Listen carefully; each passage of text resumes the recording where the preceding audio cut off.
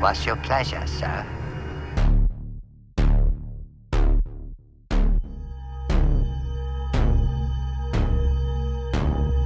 All right, well, welcome to another episode of the Cinephiles and Cenobites podcast. My name is Onofre, and with me, the other half, and my hetero life mate, Mox. Hey, what's up, man? What's going on? Stay rating Oakland. The one true nation. The one true nation. Today, we're going to be reviewing the indie horror comedy, bizarre experimental film, She's Allergic to Cats. And it's written and directed by Michael Reich. Here's a little brief summary. Aspiring filmmaker Michael, living in Hollywood, is a dog groomer by day and a video artist any other time of the day. And his current project is a remake of the classic horror film Carrie, but with a cast of cats. Like there are other things in this movie, but that's the main premise. There's a lot of clips of Bubble Boy too, so I wonder how much that costs to clear the rights for that. Yeah. Did you see the connection of Bubble Boy? I feel like there's a thematic connection. He's kind of living in this bubble. I feel like that's what all the surreal shit is, him in his bubble. And were there any kind of Easter eggs to Carrie? Or any I get the blood. I'm sure there were. I'm sure. This movie is one of those that is chock full. It's like a canvas. Just search it. I'm sure you'll find it. I didn't go searching for any of them, though. Actually, I haven't sat through the original. I've seen the updated one. Oh, that one sucks. I mean, obviously, right? But yeah, the original is dope. Okay. I mean, it was. I haven't seen it really as an adult. I just remember it from childhood. Oh, okay.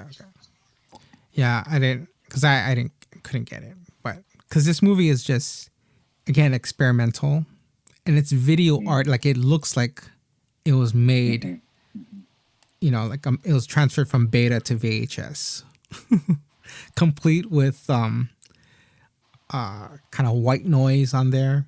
Or you got to hit the tracking. Yeah. And it's a short movie. It's actually only 72 minutes. Yeah.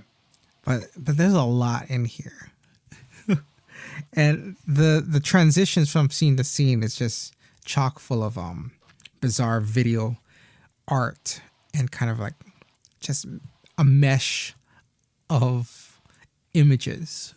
Yeah, rats, bananas, cats. Yeah. There's definitely an underlying animal theme too in the movies at the end where the guy's DVD collection was animal themed. Mm-hmm. But I mean, let's get through this. So the beginning, Michael is a dog groomer. Mm-hmm. And I thought, there are scenes where they're talking about, groom a dog.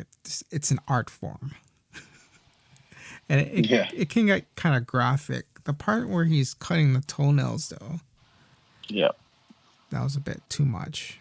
Or I thought it was just enough. I thought it was going to get crazy. And I'm glad nothing too bad happened. Yeah, it's already creepy enough as it is. I feel like it's 72 minutes of that video from The Ring. I kept expecting the phone to call and be like, in 1 week, you're going to die. But aside from his project, his remake of Carrie, he's got another issue at the house. He's got a rat problem. He does. Was that just a storyline just to get the cat in the house at the end? I feel maybe it stands for something because I feel like the whole movie is ironic, right? He's focusing on this rat problem. He doesn't want the girl of his dreams to be fucked up about that. So he brings in the cat, which I guess... Spoiler alert from the title, right? Sure, yes. So I think it's just maybe about focusing on the wrong things, or sometimes the solution is worse than the problem. Right, and the landlord, Honey, right? Instead of solving the rat problem, he just brings in a new fresh bowl of bananas. You should have just... that seemed more like that wasn't really the issue. Well, it's like you could replace the bananas, no problem. Just get rid of the rats. Yeah, this is a bizarre movie. And he had his producer. What was up with that guy? Sebastian. Yeah, that guy is some kind of comedian. I always see him on the NFL films top 10 list. But I mean, aside from all of that, like this is a very like I feel like it's just a mesh. Like the whole point of the movie was just to show like video art. Like it felt like it was just that. And this plot or this plot of the film was just to have some kind of storyline going on. Yeah, I think maybe, it puts us in his headspace. He's all fucking saturated with his thoughts of his video art. So it's kind of bleeding everywhere. And like how you noticed how at the end it kind of cleared up to look more like digital film as opposed to transfer. I think at that point, maybe he's sucked out of his bubble to kind of see things as they are. He brought the cat in, and now the dream girl is, I don't know, is she dead? She's allergic to cats. Oh man. And like he freaked out. Like spoiler. Like this was a I feel like bizarre film. a lot of the dialogue is maybe satirical. And that story she goes off on about the ducks. Right. How she just held him underwater. Yeah, fucking maniac / idiot. Or like the part about Howard the Duck. Like, I taught them to swim. It's like, no, idiot, you drowned them. aside from the visuals, it's very cool looking. Like it felt like this movie was like it was this would be something you'd see on like liquid television. Yeah, very cool aesthetic. Yeah. And as far as the quality, like even with that look, like it didn't look like if you can get past like for some people if you can't get past that video look, it's going to be a tough one for you because that's all it is. To me, it's not so much the video aesthetic that's troublesome. I actually found that to be one of the more charming elements of the film. It's just the erratic way how his mind moves from the story going forward to video art, just kind of cuts in and out. It's almost distracting a bit. Yeah. And Michael's a really laid back dude. Just nothing's going for him.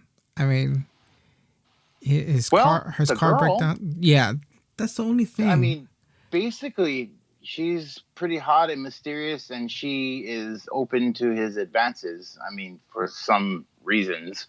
So, I mean, that's pretty good. And she's kind of his thing with her is the only real thoroughfare that propels the movie in any kind of forward direction. So, I mean, his relationship to her is pretty important. I mean, he does his art. That's cool, right? I mean, I know he's a dog groomer who dreamed of being a filmmaker, but I mean, he does like legit art. And he has this new potential love interest, even though she's kind of a sicko, but he's kind of a weirdo. So it's kind of, I feel like they're a match. Yeah, I agree with you. Yeah, the video aesthetic is definitely charming. I mean, it's kind of a fresh look. Like this is a very original piece. And it stands out. I like your parallel to the liquid television because it does, I feel, have that MTV 90s kind of feel, late night. So, what do you rank this movie? No watch or go watch? Well, definitely go watch. Support those indies. Just know that it maybe is not the palette for a wide or mainstream audience, but if you're down with an experimental piece that has a really unique and cool aesthetic, and that's short. And, despite, I know I said it's kind of distracting and erratic how it moves in and out of that whole video type of thing, but it is well paced. So, knowing all that, I'd say check it out, Yeah, I agree. Definitely. What about you? Everything you just said. Go watch for sure. support those indies, and it's definitely an experimental piece, original and fresh. Check it out. Y'all heard it here. She's allergic to cats. All right, well, that is it for this episode. Thank you for checking it out. Be sure to check out this episode's show notes for links to all our social media sites. But other than that, be sure to visit our website, nekkomedia.com. That's Nekko media.com. And we also be on Twitter and Instagram. Very active on both of those. And you can check those out at cynical_mass. That's CINECAL_MASS. And feel free to get in touch through email, cinephiles and cenobites@gmail.com. Any movie recommendations, we'd love to check it out. Any screeners, we'd love to review. Any potential guests? Yeah, we love having guests on the show too. Yeah, if you're a filmmaker, fucking hit us a line and we'll get you on the show. Ask you your top 6 movies and what it's like to be an artist like you. Oh, yes. And any fellow cinephiles and cenobites, you are welcome. Yes. Any place that they can hit you up, Marks? At villainous_kind, Instagram and fucking Twitter, but don't bother. I rarely check it except when I'm drunk. So okay. I'd either send it to Ono or the show. Yeah, you can check me out on Twitter at thisisono. That's this is OHNO. Same goes for Instagram. Oh no. Yup. All right. Well, thank you again. Take it away, Annika. This has been a Nekko Media podcast broadcasting from the Blood Cave, part of the /Potter family. For myself, Annika Pussyfoot, Mox, and Ono, keep the lights on and check under that bed because there's only one universal truth. No lives matter. That means you. Stay rating, Wokeland. We have candy.